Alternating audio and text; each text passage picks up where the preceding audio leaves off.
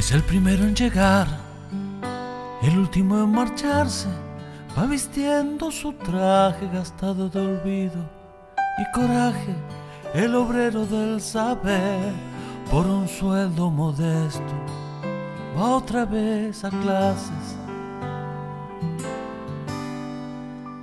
de una inmensa misión.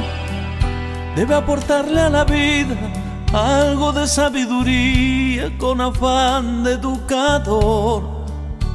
Es el formador del futuro presidente, de un político decente, de un artista o un doctor.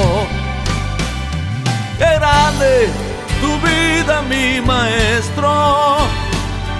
¡Qué grande es tu grata ocupación! Fracciones en mi vida no te olvidan. ¡Qué grande tus días, maestro!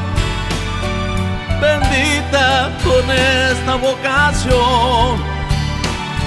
Tu acción, tu lucha y tu nobleza no se olvidarán jamás.